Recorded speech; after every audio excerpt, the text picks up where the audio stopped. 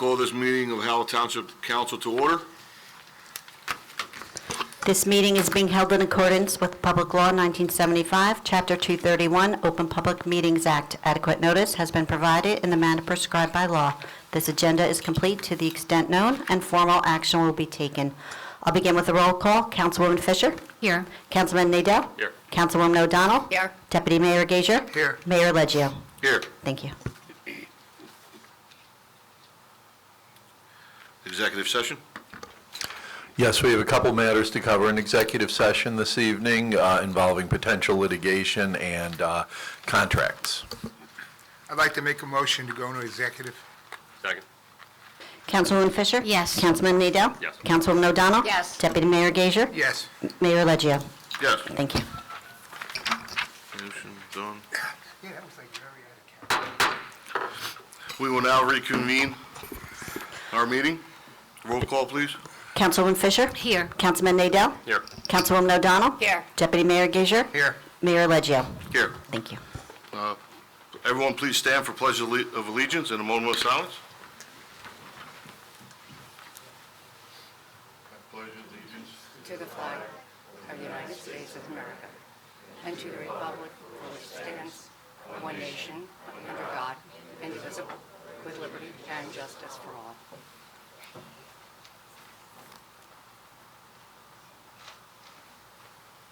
Thank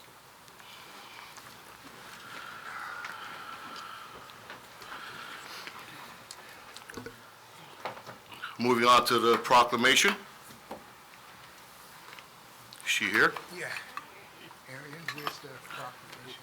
She's here. Can you please step up to the podium? Yeah, we all go down You there. want to go around? Oh, Yeah. good. Where is the proclamation? John? Okay.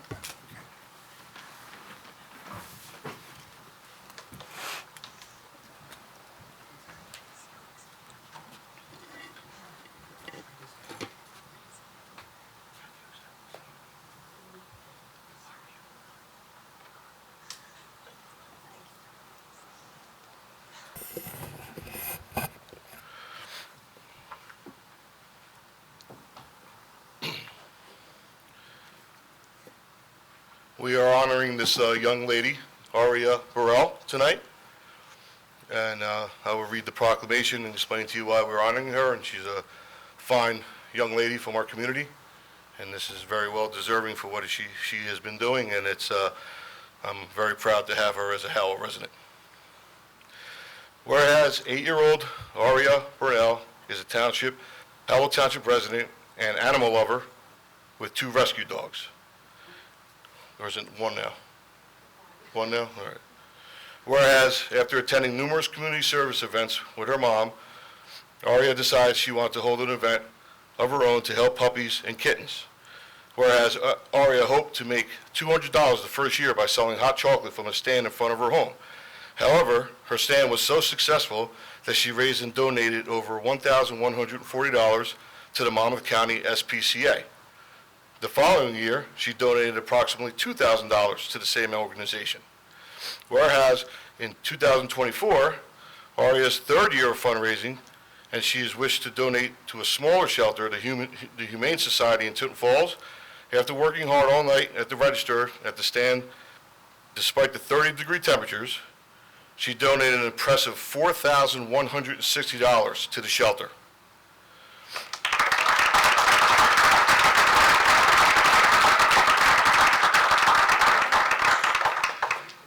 Whereas Aria's fundraising efforts amounted to a total of $7,300 raised for the Monmouth County animal shelters over the last 3 years.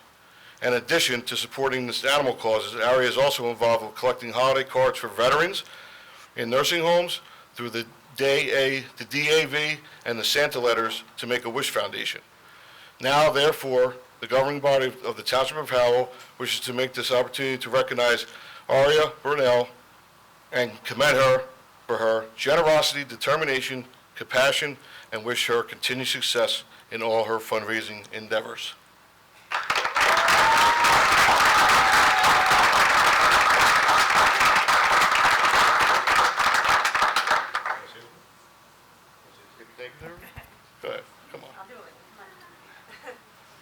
Say thank you, everybody, for supporting us, and thank you for coming out for ARIA. And we'll be doing the event again on December 6th this year. And we want to thank everybody here for recognizing ARIA and encouraging her and supporting her. All right.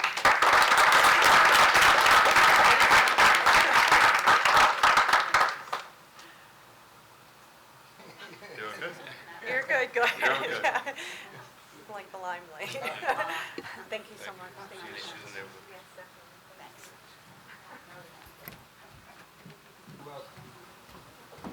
Oh, can I get a picture real fast? Oh, yeah. Let's go right in.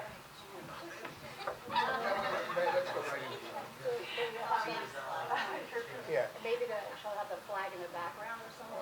Where's the thing? Come on over here. Here. Come on. Let's do some mail from the other one. All right, Mommy. Sharon's get in there? Yeah, come on in. Chrissy.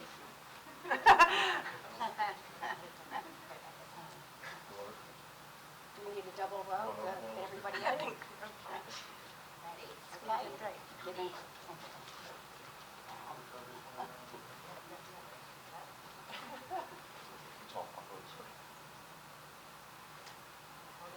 Hold on. Take your time. Wait, here. Okay. Good job. Thank you.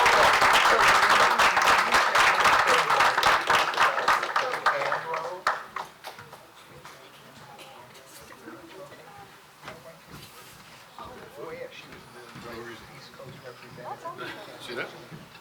Just every once in a while. It just takes a while. Just did about a year, probably. Yeah.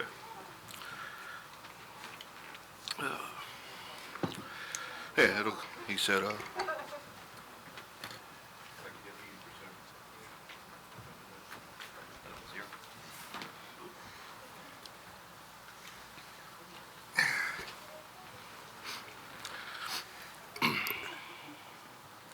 accepted of minutes of previous meeting,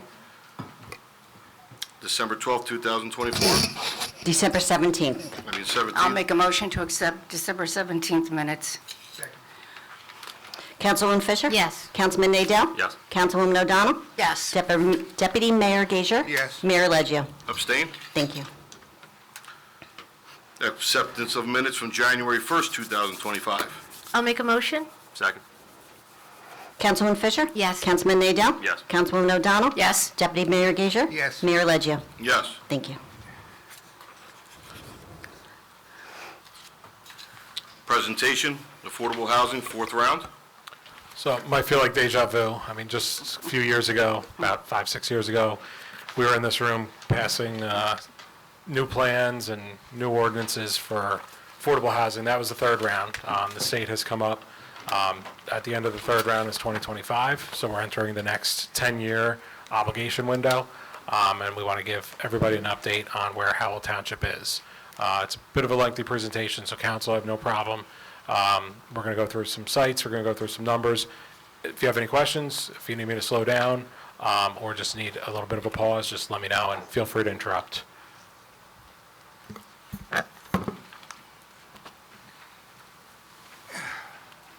So we have Andrew Bayer here. He's our affordable housing attorney, also our zoning board attorney. He's going to help me out a little bit with the presentation. He's going to start with just a little bit of history on affordable housing and how we are where we are. Sure. So, thanks, Matt. In New Jersey, I agree. I feel like this is deja vu since we've been doing, it feels like we just got through the last round. But in any event, in New Jersey, every municipality has a constitutional obligation to provide for its fair share of affordable housing.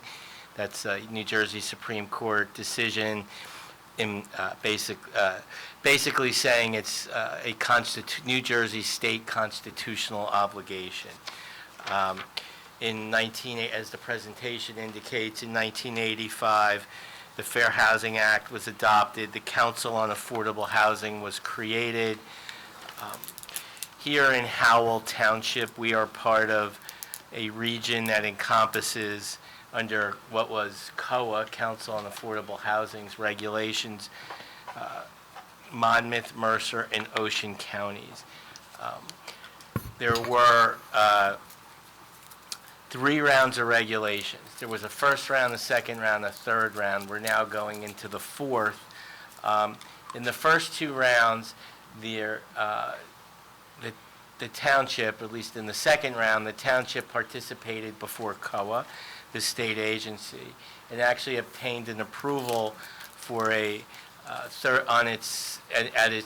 the time, its second round affordable housing plan. The obligation was quite large. It was in the 900s at the time. There was litigation, as it seems to be here in Howell, over land use, but there was litigation at the time, going way back, long before I represented the township, but there was litigation, and the second round approval got put on hold because there was a dispute about one of the projects and how the crediting for that project took place. In the meantime, it came to the third round, and the third round at the time was going to be, first it was 2004, then it was 2008, and then the state, COA stopped functioning because there were no board members appointed, so there was really a pause in all of this from 2008 till 2015.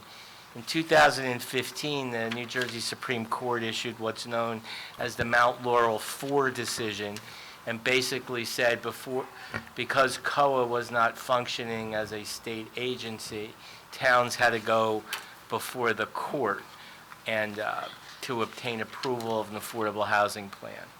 And that's what the township did. And the reason, as the presentation notes, that the township did this was because if the municipality, like Howell, does not affirmatively participate in the process, you could lose control of your zoning power through what's known as a builder's remedy litigation. And through those kinds of cases, the landowner or developers sue the municipality and say, I can help you meet your affordable housing obligation since you have not affirmatively planned for that. And given the vast amounts of land in the township and the township's willingness to participate in the process over the years, that has not happened here in Howell.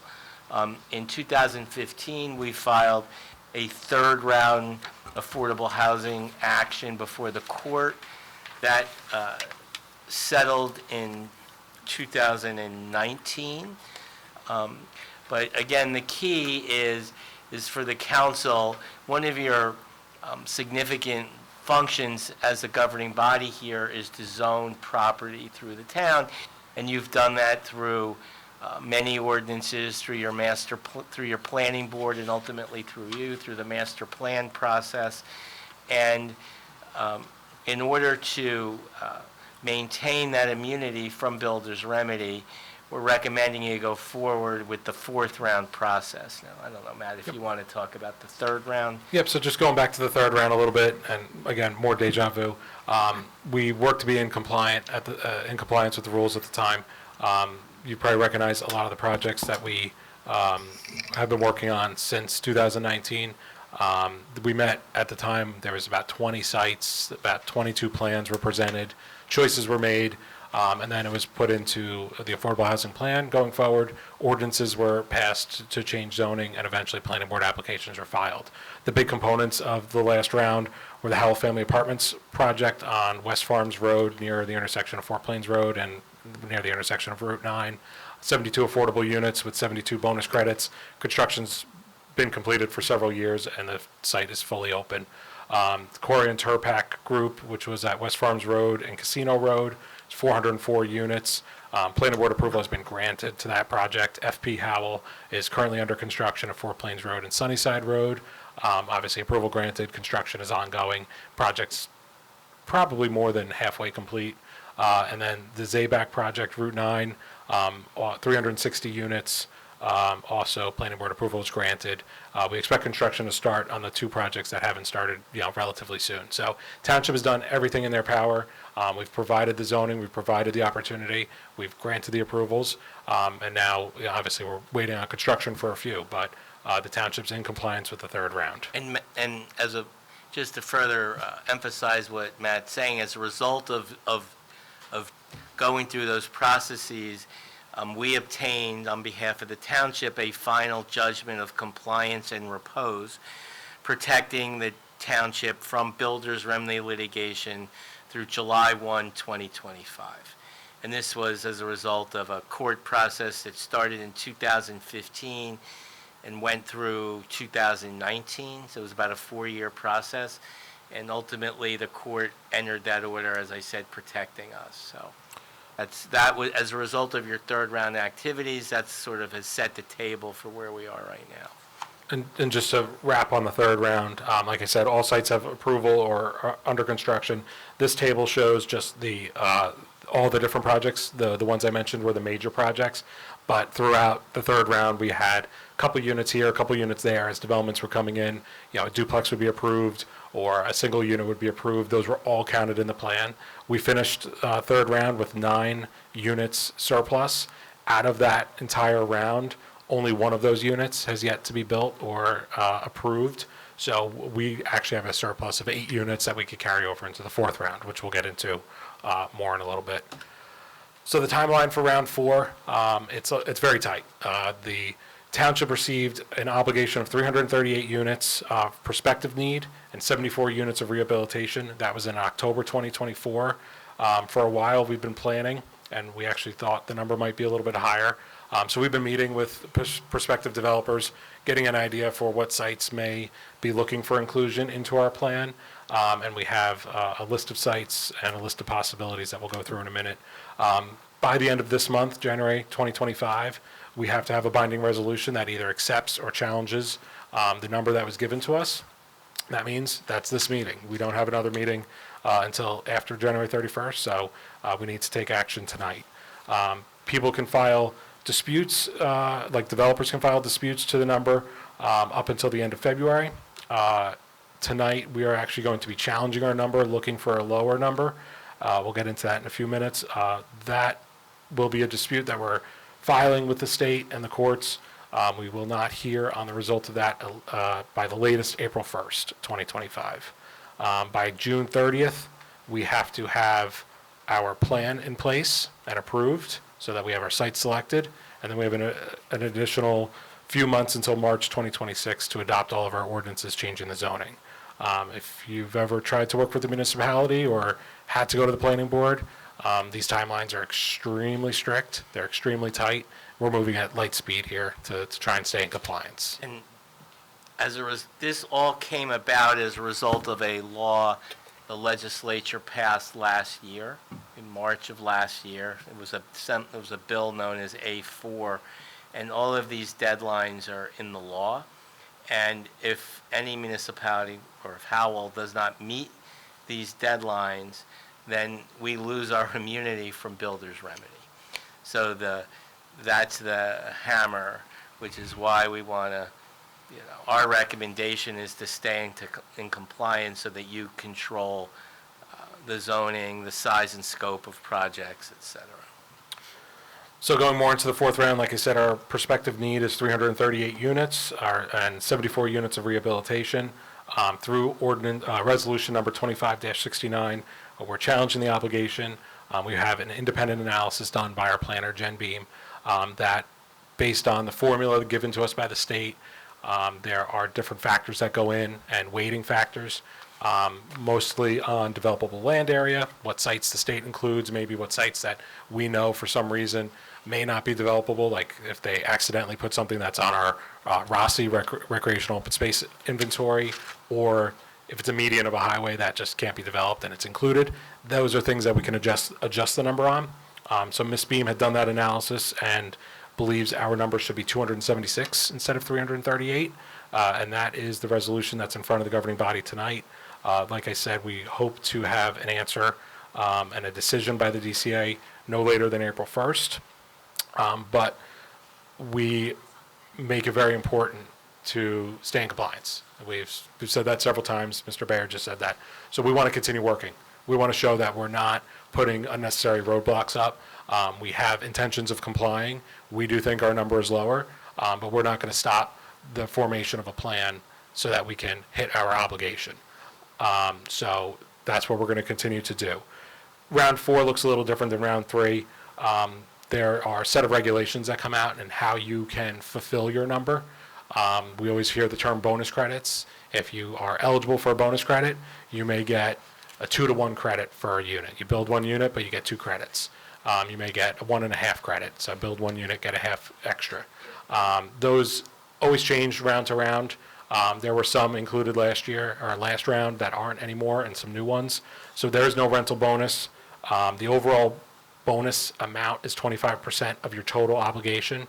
So 25% of your 276 is 69 units. That's the most bonus credits we can get, and we've been looking at every proposal that comes in through the eyes of maximizing bonus credits, because those are not units you have to build. And those are not units you have to build at a 20% ratio either, with a 20% set aside. Age restricted is limited to 30% of your overall obligation. For this case, that would be 83 units. So you can't just make every development senior age housing. They put a cap on that. There is a 50% bonus if your site is close to mass transit, which includes New Jersey Transit bus stops, which we have a lot of on Route 9 and Route 33. And we have an additional bonus for 50% bonus for sites in areas of need of redevelopment, just as another example. So just getting into the math, and try and stick with me. If I go too fast, just let me know. So our obligation is 276 units. The standard for an affordable housing development is they give you a 20% set aside. So that means that 20% of the units built are going to be affordable, 80% are going to be market rate. So if we have a 20% set aside across the board, your 276 units actually looks like 1,380 total units. Quite a bit of development, even for a town of Howell, even for a town our size. So in the third round, we were able to achieve 30% set aside. As we all know, in the last 5-7 years, a lot of things have changed, especially in the financial market. It's almost unanimously been told to us by developers that a 30% set aside is not feasible financially. There's no ability to provide that much affordable housing and for the developers to go forward with the project. We've actually had several developers come in and ask for less than 20, which we obviously have said is pretty much DOA, don't even bring it. So 20%, maybe a few units above that, is about what we saw, and that's what was consistent throughout the talks with the developers. And then if we look at our bonuses, so again, 25% of the total obligation is 69 units. So if we just subtract 276 from the 69 bonus, we're looking at 207 affordable units that need to be built. We're still talking 1,035 units after your bonuses. So we're still talking about quite a bit of development. Again, for a town our size, that's still quite a bit of development. So we got together as a team and we started saying, you got to find your credits. You got to get creative, and you got to make sure that you're counting every last one, because every credit you have saves development. Previous round, I had mentioned previously, we're carrying 8 units over. We've built everything except 1 in the last round. So we could take those 8 units into round 4. We also have group homes that have been approved since the last round. Those go by the number of beds, and we have 23. That number is always increasing, so we may be able to take more. There was an assisted living facility approved by the planning board, 130 beds on West Farms Road. 10% will be eligible for affordable housing credits. That's 13. And then we have an affordable controls extension. So all your affordable projects have a deed restriction. That's what makes sure that they stay in the affordable range. We had a project, Friendship Gardens across the street here, that extended their controls, and we worked with Friendship Gardens. We've been working with them for several years before these numbers or these formulas came out, and we were able to also work with Fair Share to ensure that that extension control should be eligible for credits. It's not just about building new units. If you can keep something in the affordable circulation, we felt that that should always be credits. And then we've worked with Friendship Gardens and Fair Share, and we've made sure that we've gotten credits for that. So that is an age-restricted project of 99 units, because we can only take 30% of our total obligation for age-restricted. We're getting 83 credits. There is also a bonus for extension controls, and that is a 50% bonus. So for those 83 credits, we can get an additional 41.5 credits. So total, everything in the bank is about 168.5. If you multiply that by 5, just putting it into terms as to what that would look like if we had to go 20% set aside, that saves 842 units from being built. So just to go one last time through the math a little bit, total obligation is 276. Our banked credits was 168.5. We used some of our bonus allotment of 69. We used 41.5 in there. So we still have 27.5 bonus credits to use, which we are looking to, obviously, with the projects in front of us, make sure we can maximize. That leaves us 80 units to build. If we are doing that at 20% set aside, we're just about at 400 units to build total. So a reminder that our first number was 1,380, just that is our total obligation. And again, the team that we have here, our planner, our attorneys, our administration, we've worked hard to try and lower that number as much as possible, and we think we have a plan to do that. So that's 1,380 again, down to about 400. Any questions before I go into the map and the individual projects? Could you just tell us exactly where on Route 9 the Zabac project is? So that is across the street from the U-Haul self-storage. It is at that turnaround, the jug handle that has no left turn. Follow. All right, so we're north of West Farms Road, south of Casino. And Right by Twin Ponds, right? correct, and right by Twin Ponds. It's across the street from Twin Across from Twin Ponds. Yes. next So- to Skill Lenders. Southbound side, try not to use too many business names, but yeah, so southbound side, and again, that site's moving towards construction.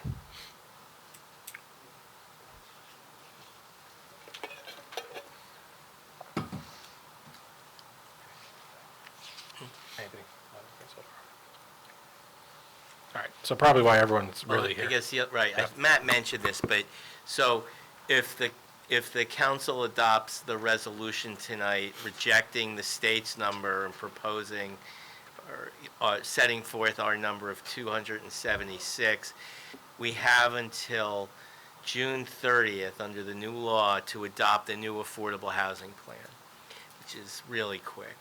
So, and you have to adopt that through your housing element and fair share plan, which is a component of your master plan.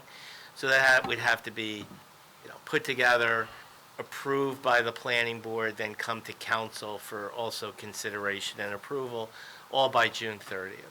So the plan really needs to be in place by April, like now, which is, in essence, or like soon to now. So that's why. We're right on time and we're late at the same Yeah, time. Right. So, yeah, so time, and again, once we, if we comply and keep meeting these deadlines, we continue to be immune from builder's remedy litigation, which is really the key policy that we've always, the township has always tried to avoid. So on the screen is an affordable housing map that looks very similar to a few years ago.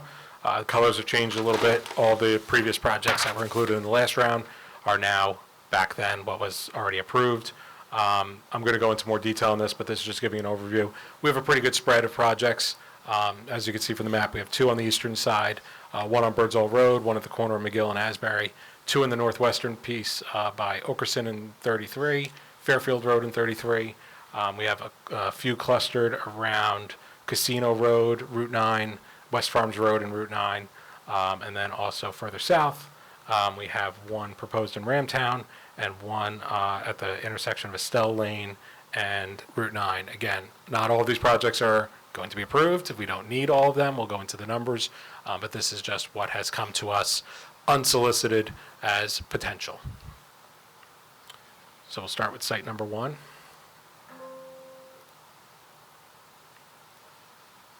So this site is at the intersection of Asbury Road, which is County Road 547, McGill Road, and Cranberry Road. The site is known as 925 Asbury Road, Block 228, lots 1 through 3 and 5. The site is 28 acres in size, has frontage on both Asbury and McGill Road. Site is currently ARE3, Agricultural Rural Estate 3, which normally is 3-acre minimum lot size. So don't forget, as part of affordable housing, doesn't meet zoning, doesn't meet densities. We know that if the site is chosen, it needs to be rezoned to be consistent with this project for the construction. So that's ultimately what the goal of the affordable housing is. So the current use is an agricultural farm field with a single-family dwelling. It has several accessory buildings and farm buildings. The site contains some wetlands and a small water feature pond in the southern portion. Those are the areas that are shown in blue. And then there's a pink area denoting different buffers for the DEP regulations. So the proposal is presented to us by Kay Hovnanian, who put together the plan that is on the screen. They are proposing 44 single-family residential lots. Those are these rectangles and shapes north, in the northern portion of the site. There are also 48 two-story townhomes and 24 affordable townhomes proposed. So the 24 affordable units constitutes a 21% set-aside. This project does not appear to be eligible for any bonus credits, so we're not within half mile of mass transit. There's no deed extension, deed control extension here. So it does not appear that there's any bonus credits available. The overall site design, as you can see, it has 2 boulevard entrances, one on Asbury Road, one on McGill Road. Most of the development is in the northern portion to avoid the regulated areas to the south, which is your wetlands and your buffers. There's internal circulation. Each lot has frontage on the roadway, and there's parking provided for the multifamily units, and as well as the single-family model would have driveways and garages. Any questions on this before I move to the next one?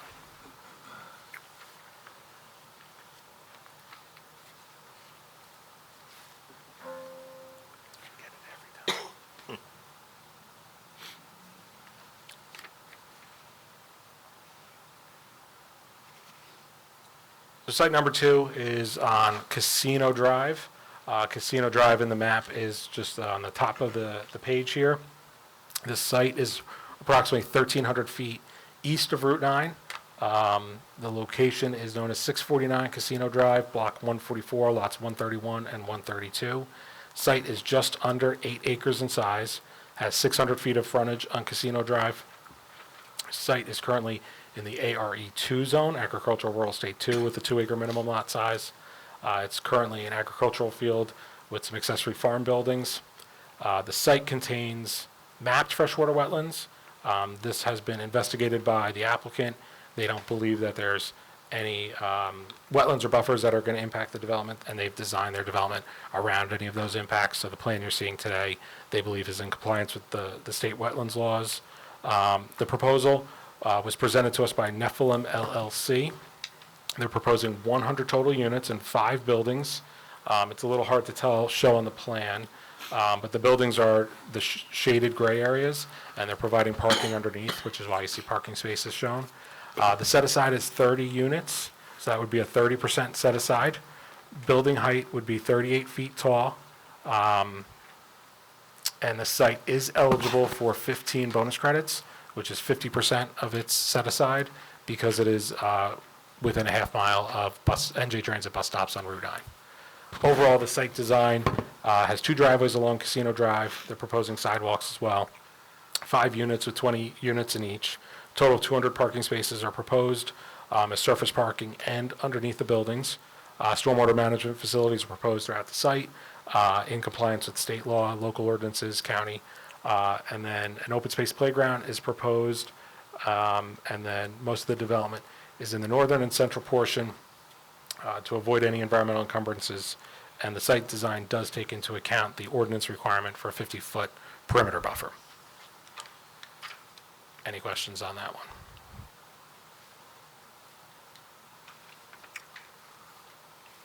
Right.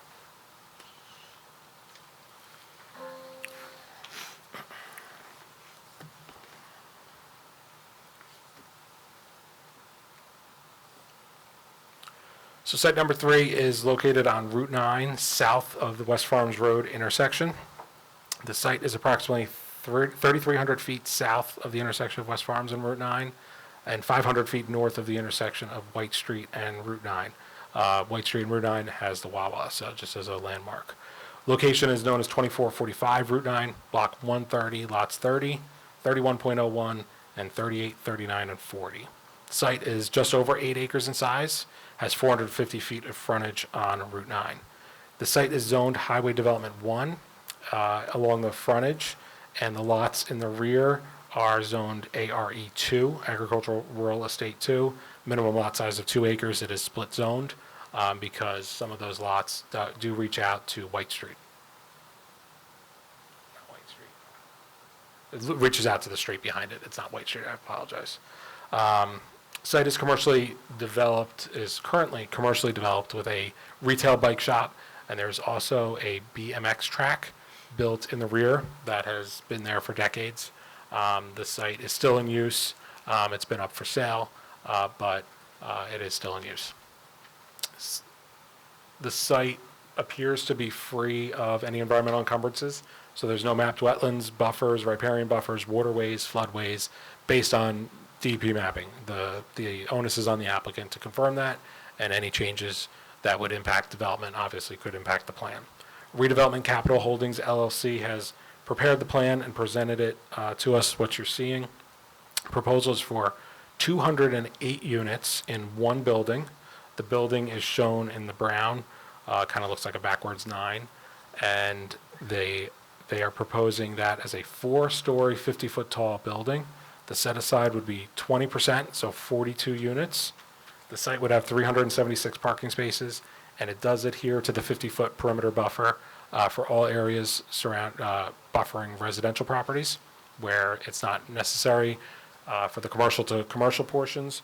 There is no buffer provided. The site is proposing several amenities for residents, including an outdoor pool, gym, conference center, enclosed courtyard.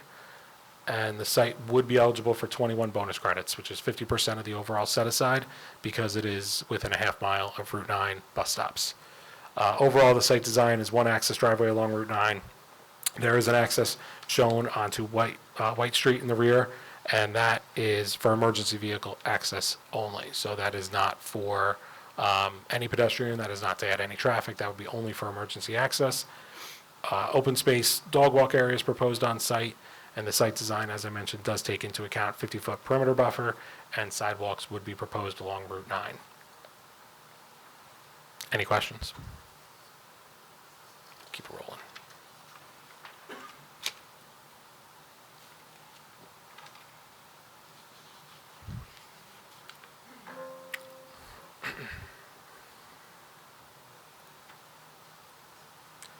Site number 4 is located along Howell Road. It also has frontage on Okerson Road and James Curtin Way. Site is located 600 feet south of the intersection of Howell Road and Route 33. Site is known as 29 Howell Road, Block 164, Lot 5.01. Site is 29 acres in size with 300 feet of frontage on Okerson and 700 feet of frontage on Howell Road. The site is currently zoned Special Economic Development 1 zone. However, the site does have grandfathered zoning, which just means that it's there was a project proposed under former zoning when the site was Special Economic Development, SED, and there is an active approval on the site for 325,737 square foot warehouse, as well as a second building of 89,828 square feet. So there's a warehouse proposal approved on site that is pending litigation. The case for that warehouse is SP-1085, also known as applicant AAFFHW. The site currently is an agricultural field with 2 structures supporting the farm use. The site does not appear to have any environmental encumbrances, so it doesn't appear to have any mapped wetlands, buffers, riparian buffers, or waterways. Active Acquisitions has presented this project to us. That is shown on the screen. Approximately 286 units are proposed, spread around 38 buildings. 176 units are proposed townhouses with a split of 2-story, 3-bedroom units and 2-story, 1/1 units. 110 proposed townhomes of 2-story, 3-bedroom townhomes are also proposed. They are proposing 58 affordable units, which constitutes a 20% set-aside. And the site has proposing 860 parking spaces, does meet the requirement of the 50-foot buffer, and the site is eligible for 50% bonus credits because of its proximity to bus stops on Route 33. So that would be 29 additional bonus credits. Overall, site design includes an access driveway along Howell Road and one along Okerson Road. Site design takes into account the buffer requirements, and stormwater management is provided throughout the site in compliance with state and local laws. Any questions?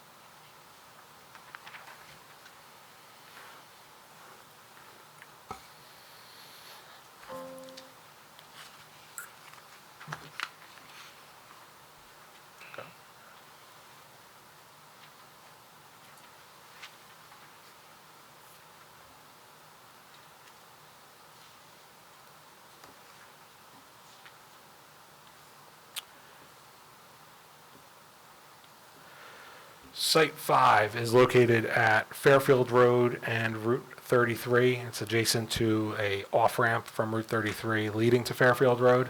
The site is known as 413 Fairfield Road, Block 168, Lot 17, 18, 19.02, 19.04, and 19.08.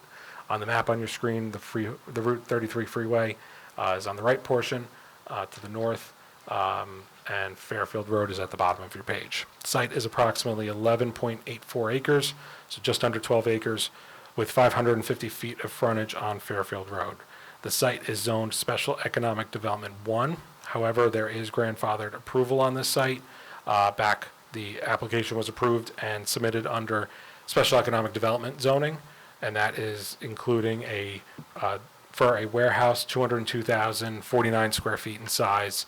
That site, I just lost a picture, hang on. That site was approved as Planning Board Case SP-1102 and case applicant AASTHW.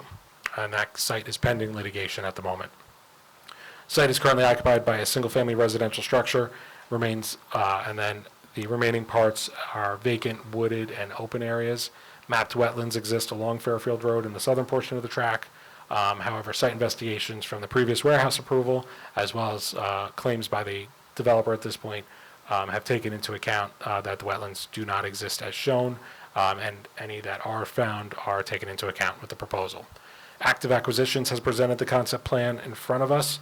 They are proposing 176 units in 12 buildings.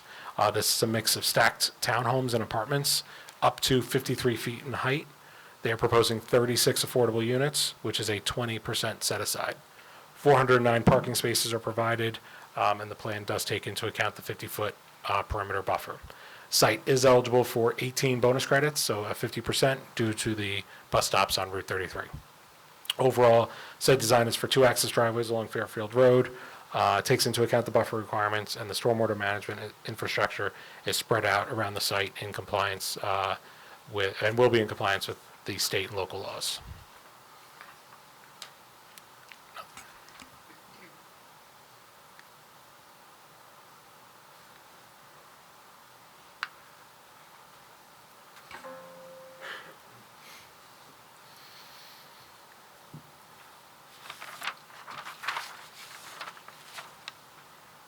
Site 6 is located at the intersection of Route 9 and Estelle Lane. The site is on the southbound side of Route 9. That is the side that has just the jug handle for Estelle Lane. And it is, so it's on the western side of Route 9. Location is 5998 Route 9, Block 71, lots 20 and 21. Site is just over 20 acres in size. The site's frontage, again, is mostly on Route 9 and the ramp for Estelle Lane. Site is currently zoned Highway Development 1S South. Site is currently undeveloped, does not have any previous approvals. However, there is a pending zoning board case, use variance case number BA 21-10, for 2 warehouse buildings totaling about 200,000 square feet in size. The site does not contain any mapped wetlands. However, there's an open water feature, as shown in the bottom right corner of the map on the screen, as well as and any other site encumbrances will be evaluated by the developer, but they've taken into consideration that for the development of this plan. Route 9 Howell LLC has presented the concept plan shown to you. They're proposing 146 units in 16 buildings, plus 3 commercial/mixed-use buildings. So 110 market rate, 3 to 4 bedroom townhouses, 36 apartments, 29 of which would be affordable, and 22,000 square feet of retail and office space. So this is one of the few projects we've seen that has proposed a commercial component. We've seen this work in other towns. This is something that the township's looking into more, especially as we get into more redevelopment areas. And this seems to be taking, maybe being a concept, proof of concept, or an idea that the township can look into by having mixed-use residential and commercial on Route 9. Set aside is 29 units, which is a 20% overall set aside. 462 parking spaces are provided, and the 50-foot perimeter buffer is also being met. Site would be eligible for 14.5 bonus credits due to its proximity to mass transit opportunities on Route 9. Overall, the site design includes an access driveway that connects in and around the existing jug handle. A community center building is proposed with amenities, as well as a 2-story commercial building that could be occupied by a variety of retail and office users. A 3-story mixed-use building is also proposed, which would have first floor office and retail, second and third floor residential units. Stormwater management infrastructure is throughout the site in compliance with state and local laws. Parking in lots and drive aisles are also compliant with township ordinances. Any questions?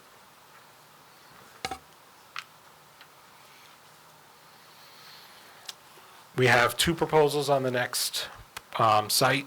So the developer has given us 2 different options. This site is on Newton's Corner Road, south of Lakewood Allenwood Road, north of Ramtown Greenville Road.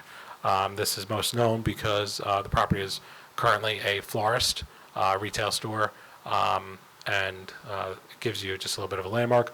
162 Newton's Corner Road is the address, block 1.12, lots 14.01 and 15.01. Site is 10 acres in size, 300 feet of frontage on Newton's Corner Road, and the property is zoned R3. R3 is a residential zone. Much of your Candlewood, Glenarden, Ramtown is zoned R3, 15,000 square foot minimum lot size, single-family residential zoning. Site is currently occupied by single-family residential structure, working farm, retail store, agriculture, accessory buildings, and greenhouses, and the business known as Ramtown Florist. Site does not appear to contain any environmentally sensitive areas or environmental encumbrances, including wetlands, riparians, or streams. So we have 2 proposals.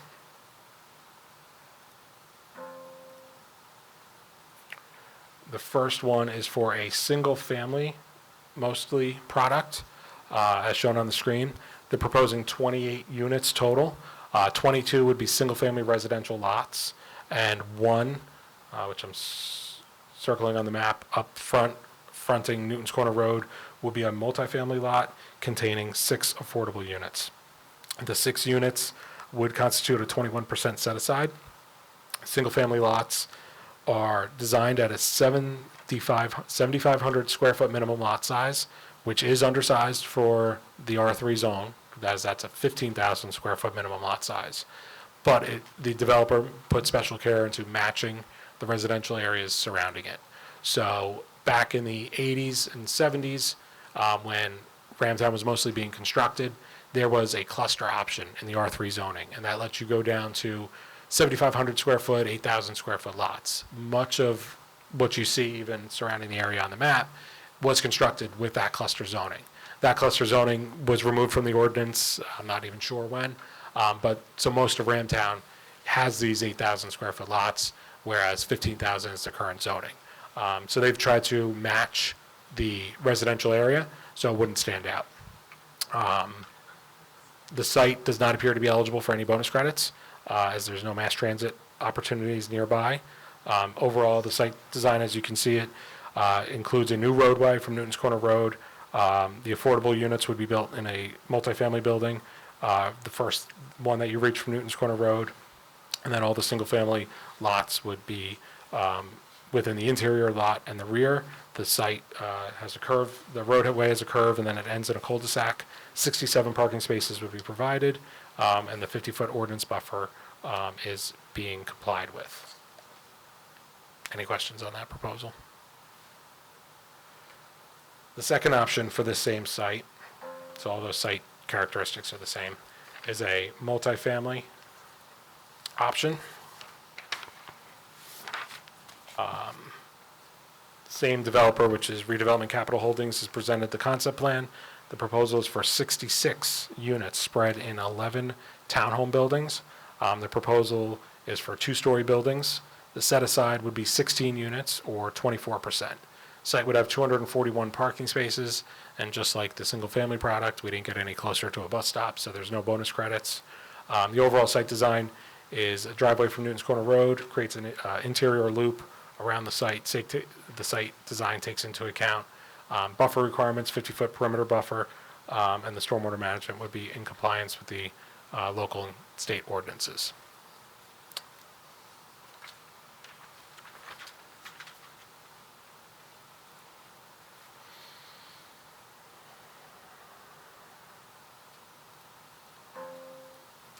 Site 8 is at the corner of Route 9 and West Farms Road, but not quite. So there is a property directly at the corner.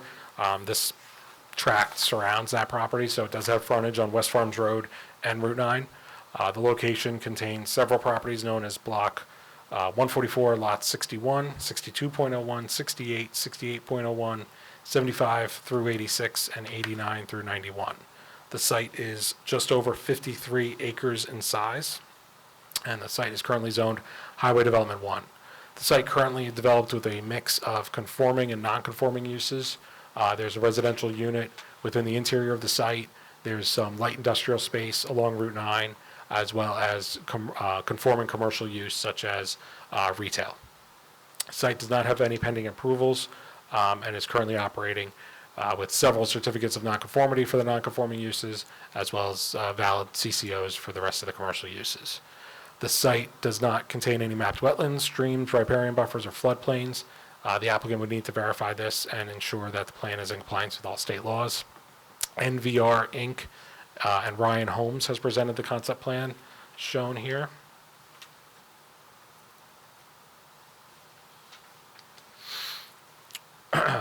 They are proposing 421 units in total, spread around 74 buildings, plus a 10-acre commercial area along Route 9. 331 of the 421 units would be market rate townhomes, 90 units of stacked townhomes for affordables. The 90 units set aside is 21.3%. The building height is 3.5 stories at a maximum. The site has 1,052 proposed parking spaces and is seeking to be compliant with its mix of residential and commercial uses. The site would be eligible for 45 bonus credits, 50% due to its proximity to the Route 9 bus stops. Overall, the site design includes access driveways from Route 9 to West Farms Road, providing ingress and egress from both roadways. Green areas are proposed near entrances as well as pocket parks throughout the site. Commercial redevelopment would be considered as part of the project, depending on the opportunities, but there is existing commercial on site as well. Stormwater management would comply with state and local laws, and buffering would be maximized to the greatest extent possible.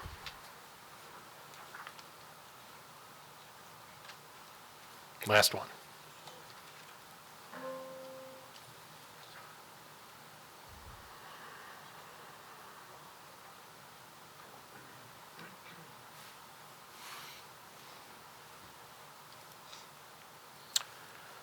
So this is the governing body's first time seeing this plan. This was dropped off at my office 9:30 this morning. So I added it to the map. I really didn't even have time to update the presentation to include the units, but we can come back to it and I can refer to the numbers, multiple times if we need to.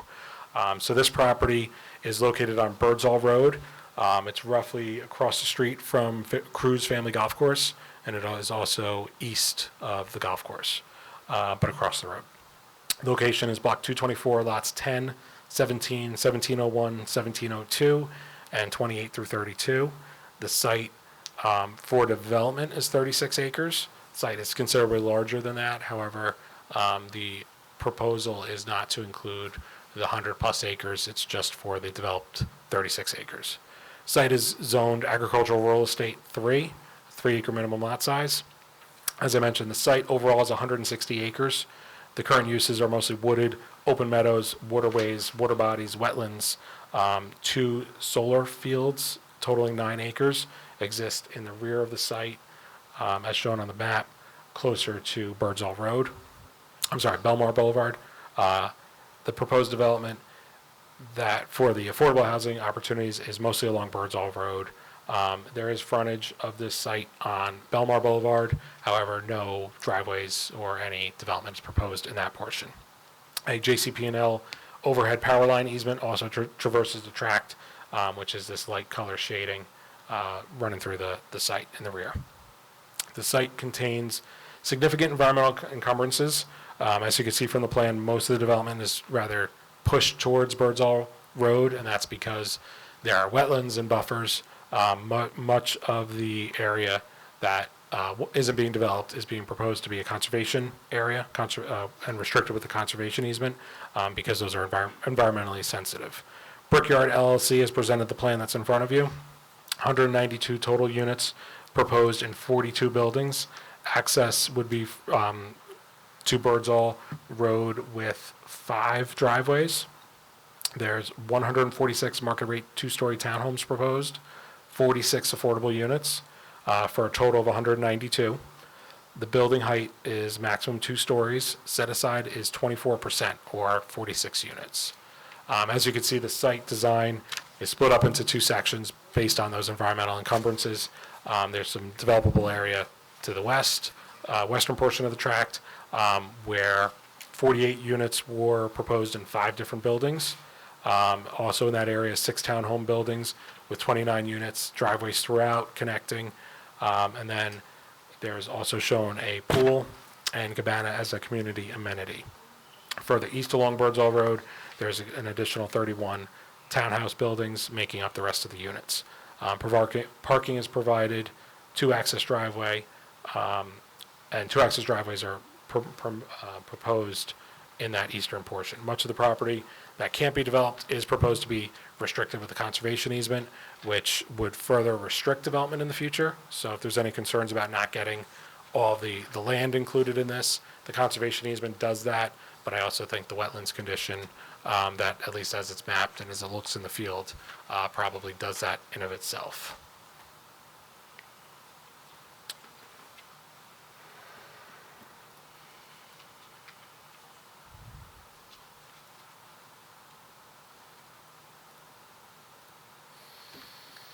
So this is a summary of just all of the different projects, and I don't want anybody really to look too much at this slide because there's not much to get out of it, other than at the bottom showing that we have over 1,500 units proposed. This does not include the last project shown, so we have really over 1,600 units proposed, an obligation, an affordable number of 458 proposed. That well covers our obligation, and more bonuses than we're allowed to use.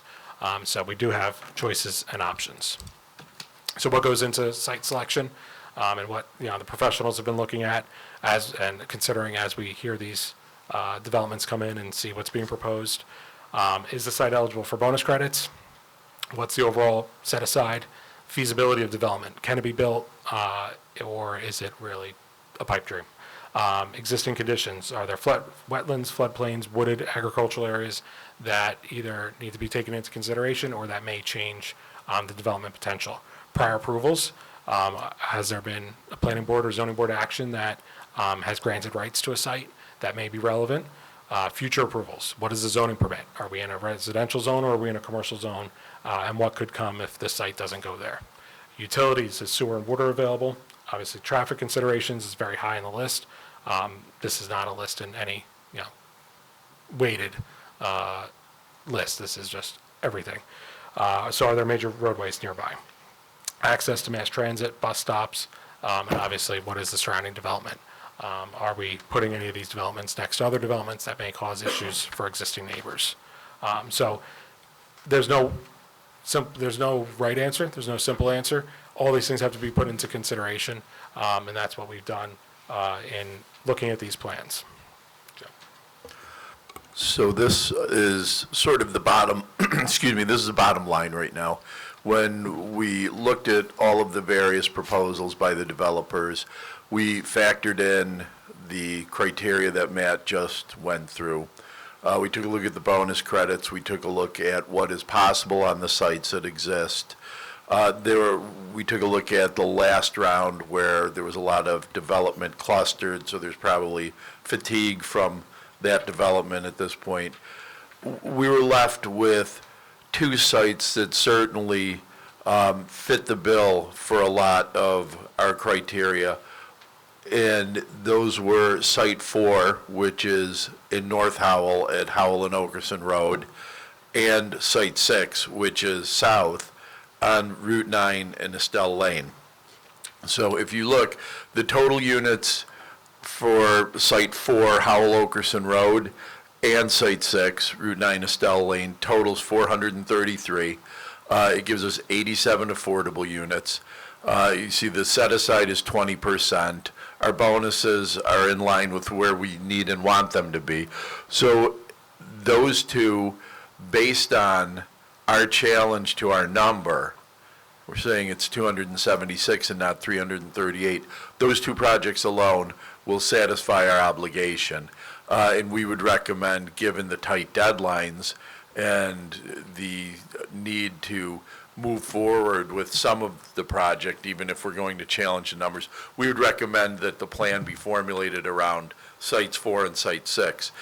If for some reason the courts or the special masters or the special adjudicators were to come back and say, well, your number should be higher, at that point, we could revisit it, but we would also recommend including the bike shop, which is, I think it's Site 3, so that's on Route 9, because that also allows for bonus credits. It's located on a major highway. It's not centralized to where a lot of the projects were from last round, so that would be one. We don't need to make that decision now, but going forward, in addition to the resolution challenging our numbers, we may want to consider exploring including 4 and 6 in the plan and moving forward with discussions with those developers. And just to put it up on the screen again, so Site 4, Okerson Road, Howell Road, 286 total units, 58 affordables with 50% bonus credits. This is the site of one of the warehouse applications pending litigation. So that was just so you could see this approval again, or this proposal again. And then Site 6, Route 9, Estelle Lane, 147 total units, 29 affordables with a 50% cap. This also included the mixed use, so the building with commercial on the first floor, residential on the second and third, as well as retail and office space in 2 other buildings. Yes, and there is a warehouse currently pending a decision by the zoning board for 200,000 square feet. So there is a warehouse proposal, not an approval, but a proposal on this site as well.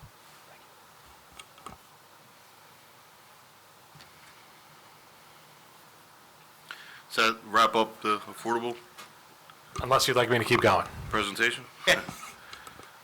Any reports from our township officials? Just very quickly, our township engineer asked me to go through a few things, so let me find that very quickly.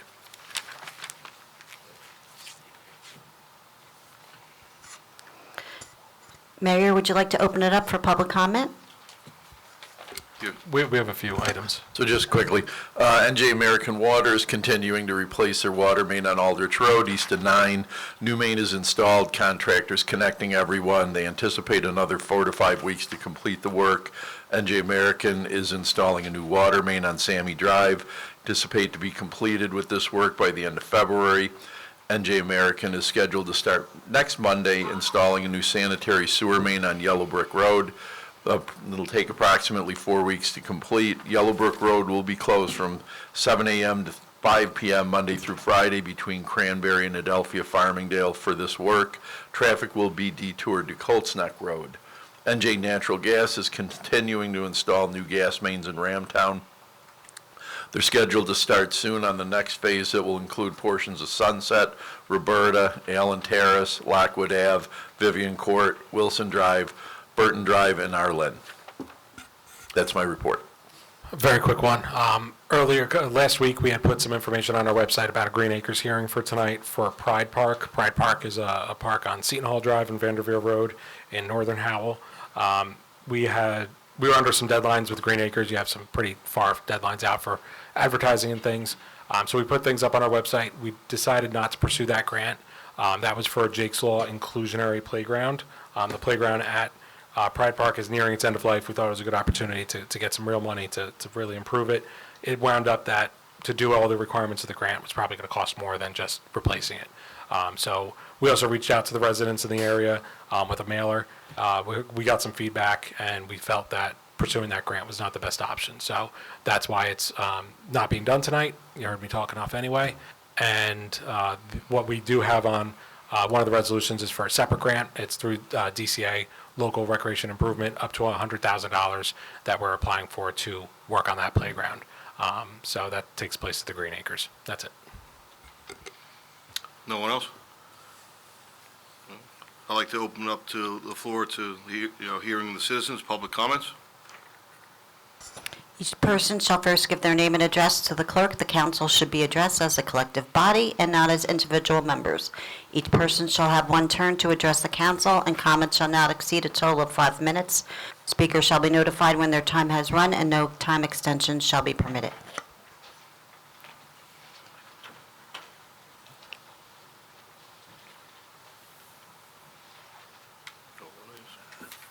Nobody on it? Good evening, everybody. I don't know if you can hear me. Is it on? Push a button. Thank you very much. Can you hear me now? Yes. All right. Good evening, everybody. My name is Angelique Volpe. I live in Colts Neck, but I have owned a total of 4 properties in Howell. Starting in 1996, I actually bought my first home here as a single young lady. So Howell holds a very special place in my heart. And I do, take a lot of things that go on in this town seriously. With that being said, I currently just own 2 properties that I pay a large amount of taxes for over the past 20 years. I actually bought my tax cards because apparently at the last meeting, people had comments to say that I wasn't entitled to my opinion.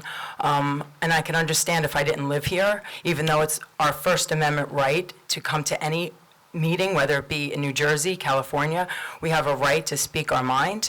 And the fact that I do pay taxes here, I have even more a right to speak my mind. I wanted to go over some things that happened at the swearing in of Mayor Leggio. I actually took the liberty of congratulating him, and I made a statement which I'd like to play in the sake of transparency.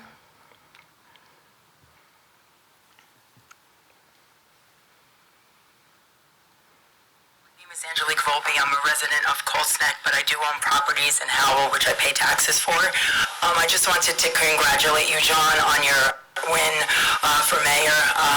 The fact that you stood up against the rhino establishment in this county, and I'm completely confident that you are going to do the right thing for Howell and lead Howell in all the right directions. Thank you so much for your service. Thank you. The reason why I am playing that video is shortly after that comment was made that day, several residents of this town notified me of comments that were made by the Howell Township Deputy Mayor Fred Gazier on a social media site. As far as I'm concerned, that is a violation of social media ethics policies, and it shouldn't be tolerated. I want to read his comments that were directed towards me, and I want the public to be very well aware of who you vote for in this town. I quote, "Today's reorg was very well-intended meeting.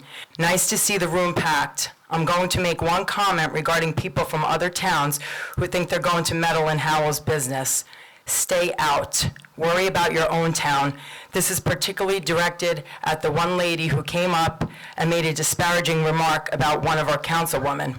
For the record, You clearly heard the video. I did not make any disparaging marks about anybody on this council. He goes on to say, I know who she is, and I know what she's all about and what they are trying to do. Stay in Colts Neck and clean up your own garbage. For the record, we are cleaning up our own garbage. He continues to say, and this is a conversation with another township member, which I feel no need to name that person. The lady's name, you absolutely know that I will not let anyone from another town come in here and dictate to us. If they try to do that again, it's going to be a very rough road for them professionally, privately, and personally. I just want to give you a little background. I'm speaking today as a citizen, a wife of a 27-year police veteran, and a mother of a young daughter. I'll be damned if anybody from this council is going to threaten my family, my personal life, my work ethic, and I'm very upset about it. A police report was filed today, and I'm not going to tolerate it. I'm going to move forward with an ethics charge against the councilman that addressed me on social media, and I won't stand for this. Lastly, I just want to make another comment. The Monmouth County Rhino Republican Party pushed this person off the line, and you're going to pander to them to smear my name. Well, it's never going to happen. You can threaten me, but nobody threatens my family, my daughter, and my husband. I want to thank the public for hearing this, and I want it made known for the record. Thank you very much.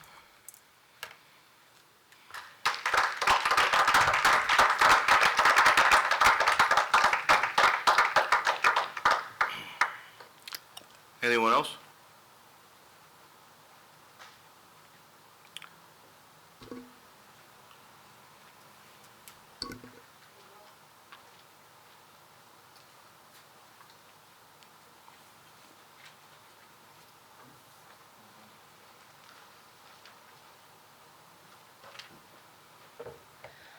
Before starting, I would like to request the opportunity to have 10 minutes to speak. No, I'm sorry, everyone has 5 minutes.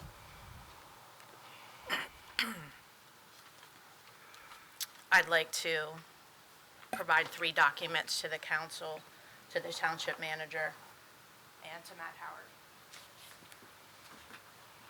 If the top copies could go to the council, but they are highlighted.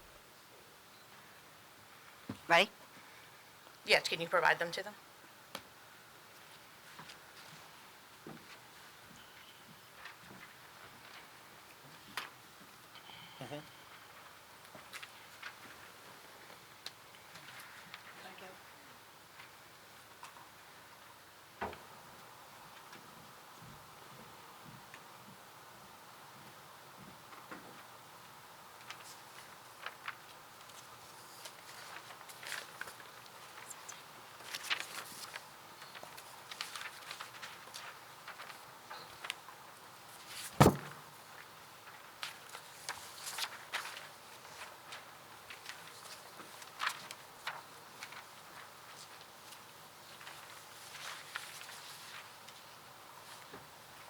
There aren't enough copies for, those are for the council.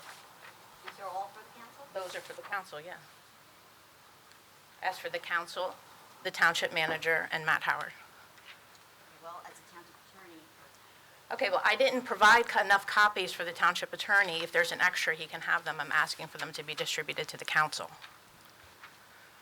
Thank you.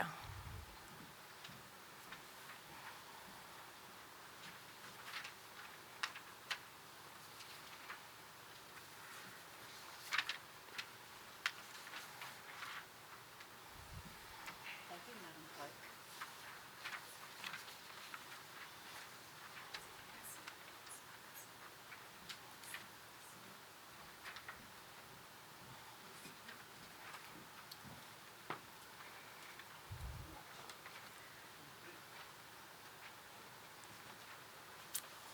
Okay, ready? My name is Sherry Rivas. I reside at 3 Hearth Court in Howell. I don't believe 5 minutes is enough time to be able to speak on what I'd like to speak on. I will highlight everything quickly and provide an email with other documentation to council, Township Manager and Matt Howard. For 2 years, I've been listening to farmers advocating for themselves and complaining. I'm not a farmer. I don't know anything about farming. But this weekend, really yesterday, I was motivated to learn something new. My concern is that Howell Township is not following the law, the high cost of Howell Township's actions, and that the actions are not consistent with the council saying that Howell is a farm-friendly town. I reached all the information that I have today, and what I'll be providing to you is from the websites, the Department of Agriculture for New Jersey and the county. The Right to Farm Act, NJSA 4:1C, was signed into law in 1983 and updated May 3rd, 2023. It was enacted to address conflicts among farmers, neighbors, municipalities, and counties regarding the farm's practices. Under the Right to Farm Act, a commercial farm can receive significant protection from nuisance lawsuits and overly restrictive local regulations. This is the law. A farm must meet eligibility criteria to be a commercial farm, which is listed on this Right to Farm fact sheet. And on the back, what happens if there's a complaint, whether by a neighbor or a municipality. The Right to Farm Act requires that anyone aggrieved by the operation of a commercial farm must file a complaint with the County Agricultural Development Board rather than filing an action in court. This applies to municipal or county officials who believe a farm is violating an ordinance. After receiving a written complaint, the CADB reviews whether the farm meets the Act's eligibility criteria.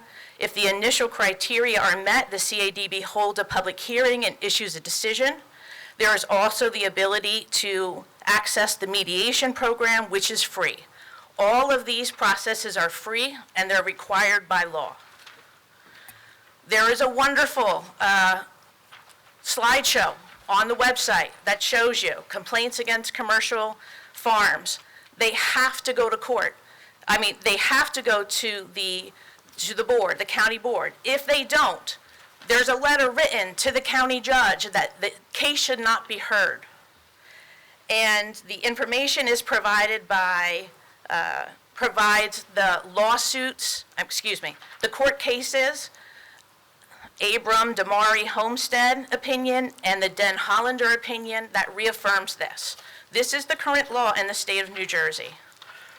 The next document that I provided to you is from the CADB that explains what is the process. It's written real small. I wish I could have blown it up. Maybe the township can blow it up and put it in an office so that it can be followed. On the left, you start with the commercial farm. Is it a farm? Yes or no? This is the decision. Guess where court action is? All the way to the very right. The very last box is court action. This is the law. We are not following the law. I'm giving you an example. April 24th, 2024, Matt Howard wrote a cease and desist letter to Samrock Stables. In it, it says, we are not opining if your property is or is not eligible for the right to farm protection through Monmouth County Agricultural Development Board. The township approval, without township approval or outside approval from the county right to farm, these activities are not permitted. The cease and desist letter says we don't know if you're a commercial farm or not. Yeah, that's what you go to the county board to find out. But what do? We hire outside attorneys. We file in court on September 5th, a 109-page document that only reflects 2.5 pages of actual investigation. We go to a court hearing, September 18th. Everything that they requested for restraints was denied. There was a court order denying. Everything's been denied. And what did the judge say? The judge said, go to the board. The judge said it verbally. I listened. I was at the Zoom hearing. The judge wrote it out. Go to the board. But what did we do? We filed an appeal. The court denied the appeal. And then what did we do? Filed another appeal, another letter. All of this outside litigation against a farm that we're supposed to be using the board for. Thank you, Ms. Rivas. Your time has ended. The last document I'm provided. Thank you. Yes, the last document, I'm asking that somebody from the council read the questions that I am asking regarding this. Thank you. If they're not to be read out loud, it's a procedural thing I'm asking for. If On it's a not notice to be read out, denied, everybody has 5 minutes. Thank you. if it's not going to be read out loud, I'm asking the township manager to answer the questions during the answering the question phase. Thank you.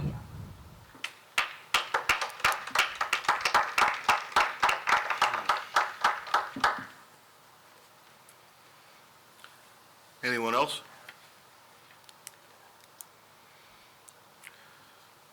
I'm seeing no one, so I'm going to make a motion to close public comment.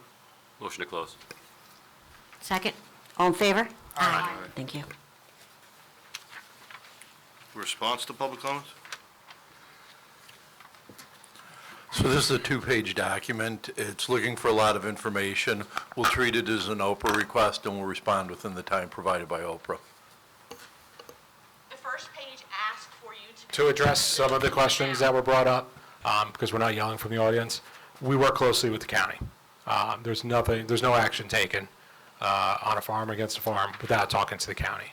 We're going to see county get involved in this probably soon anyway. The issue at hand here is a homeschooling use that is taking place on a farm. We're not attacking farms. We're not attacking farming. We are trying to preserve our zoning. Our zoning has specific uses that are permitted. We have a right to farm ordinance that permits very specific items.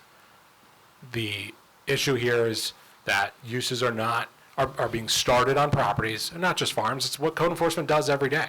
Code enforcement looks for commercial uses in residential zones, residential uses in commercial zones, residential uses not consistent with residential zoning. We do it every day. If it's not permitted by the zoning officer has a responsibility to take action, and that's what we did here. We did consult with the county. We did make sure that we're following the procedures that the county has put in place, and the county has put restrictions in place and types in how these actions go, and we made sure to follow what the county told us to do. We can't go into too much detail because this is a matter of litigation, and I'll let Mr. Clark talk more. Yeah, so it's still active litigation. We're planning our appeal. We're going to appeal. The judge got the ruling incorrect. We expect that, we'll have support on the appeal from other sources, and we'll take it from there. We'll see where we end up. But again, to reiterate what Mr. Howard's saying, everybody's treating this as if it's an attack on a farm. Well, first of all, it's not an attack on a farm. It's an attack on a particular use that we have to regulate, because if it's acceptable there, then it can be acceptable anywhere. And I don't know how many people in town will want an educational facility right next door. So we have to be careful with our zoning, and that's sort of the beginning, middle, and end of it for Mr. Howard, and I support everything he did in this case, and I continue to support it. So, I know he's being demonized. I know that we're being told that we're attacking farms. That's far from the case. We're looking at the uses that are being sort of placed on these places and figuring out whether or not it's appropriate or not. So that's where we're coming from, and that's what we're going to continue to look at.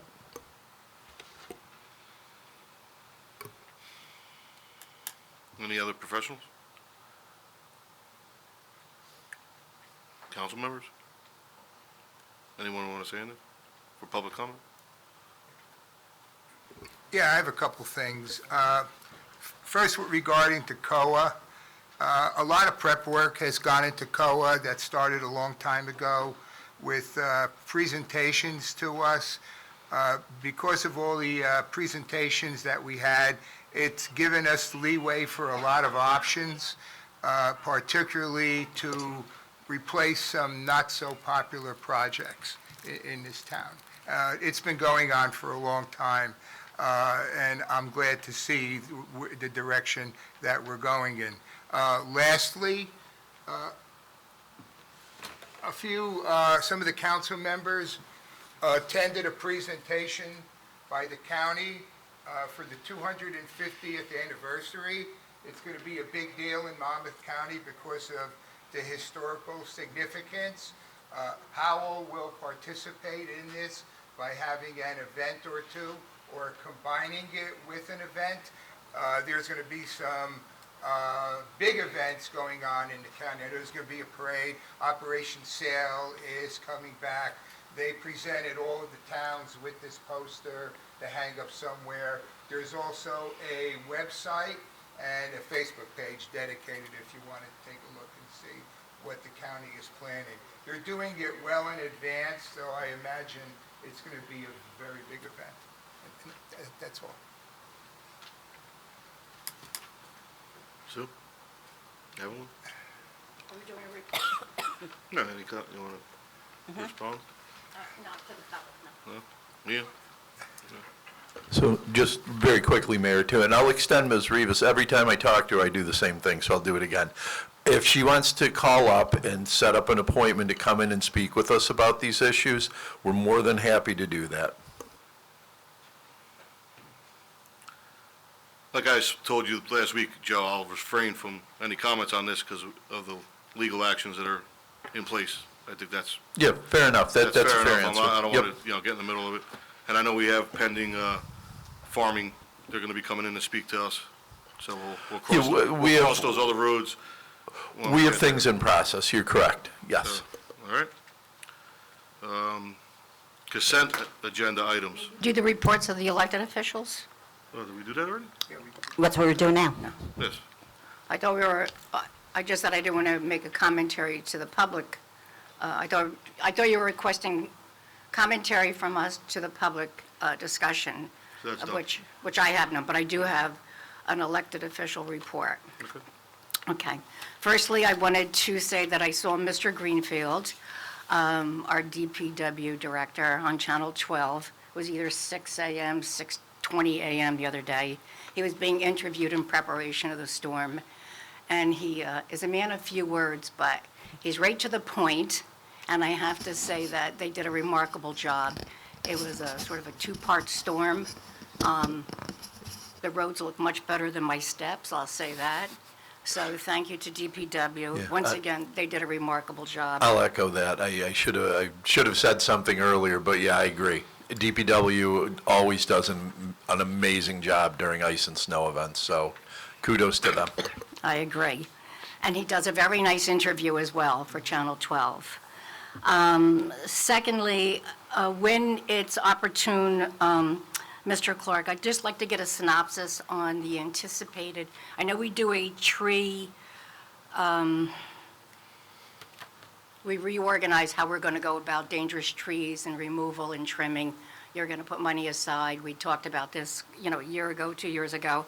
So maybe at the next meeting, if you could just give us a general idea of where we stand for the preparation, I would assume, like early spring, So would make sense. We did an entire tree inventory throughout the entire town. Right. We've identified all of the hazardous trees, and to date, all of them have been removed. So we'll talk to our tree expert about maybe having her do another pass, but there aren't any current plans to do that. I think that there weren't any that were sort of on the cusp between in good shape and dangerous, but we can have her take a look at more, because we got rid of quite a few dangerous ones last round. Because Yep. my concern is I did see a couple of trees that were marked.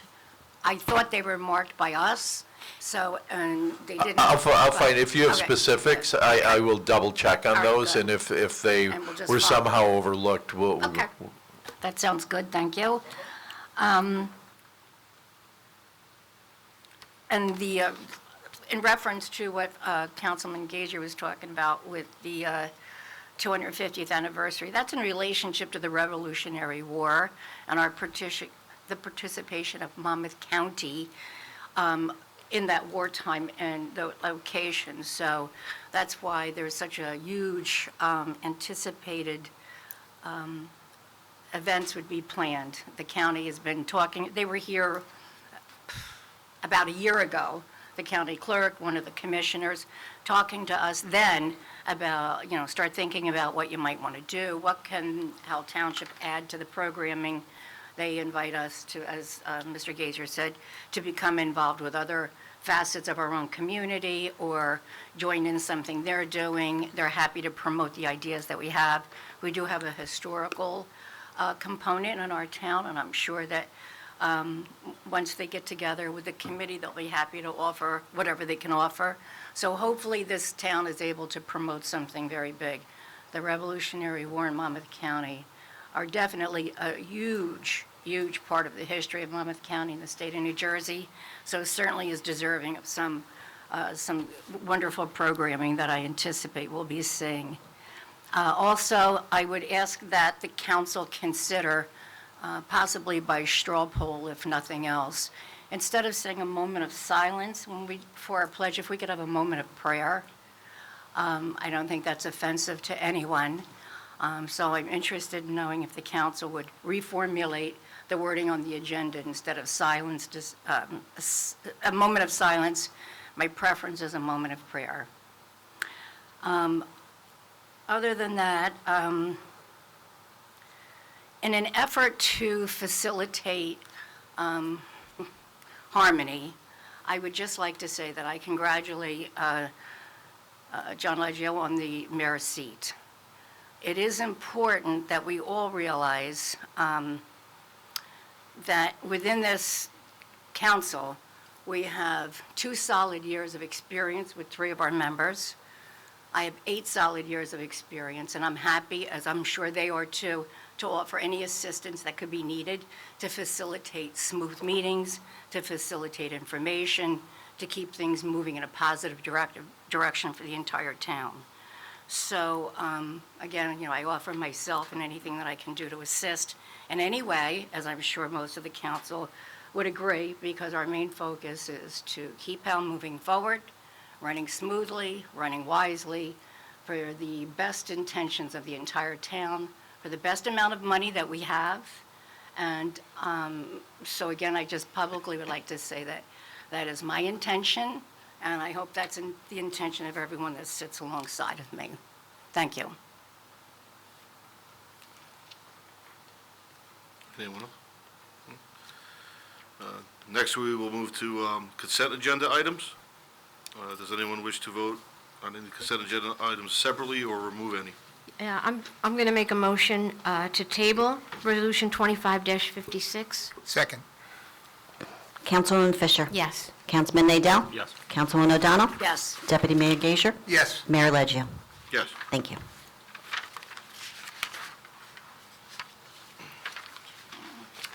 So now just go. I'll make a motion to approve the consent agenda items, Resolution 2550 through and including R2568, with the exception of Resolution 25-56. A second? Councilwoman Fisher? Yes. Councilman Nadell? Yes. Councilwoman O'Donnell? Yes. Deputy Mayor Gager? Yes. Mayor Leggio? Yes. Thank you. The consent resolutions pass. Next, may I have a motion to approve consent agenda consisting of Resolution R2550? Oh, I'm sorry. We just did that? Yes, we did. R 2569? R2569? Motion to accept Resolution 25-69. Second? Councilwoman Fisher? Yes. Councilman Nadell? Yes. Councilwoman O'Donnell? Yes. Deputy Mayor Gager? Yes. Mayor Leggio? Yes. Thank you. The resolution passes. And now we just have an introduction of ordinances. Yes, there is no unfinished business at this time. No unfinished. So, ordinance 0-25-01, ordinance authorizing Title 39 traffic enforcement upon certain real estate located in the township of, in accordance with the request of property owners. Could I get a motion? Motion to introduce ordinance 25-01. Second. Councilwoman Fisher? Yes. Councilman Nadell? Yes. Councilwoman O'Donnell? Yes. Deputy Mayor Gager? Yes. Mayor Leggio? Yes. Thank you. The ordinance is properly introduced. Mr. Mayor, before we close the meeting, I do have one request of council. So in connection with the resolution challenging our affordable housing number, we did recommend proceeding with 2 of the sites as being particularly satisfactory. This round is council in agreement that we should reach out to those developers and start moving forward with them. Okay. I mean, I see heads shaking yes, so I mean, I'll take that as a sign that we should continue discussions with those particular projects. I would say yes, as long as there's no significant changes to the number. Right, right. So we'll know that by April. So yeah, while we have 276 as a number that we're committed to, those two projects satisfy that particular obligation. And that would be our recommendation, that those are the two that we look at most closely. I'm in agreement. I think we're pretty fortunate this round, so let's move it along while everything looks smooth. Seeing no further business, may I have a motion to adjourn? Motion to adjourn. Second? All in favor? Aye. Thank you.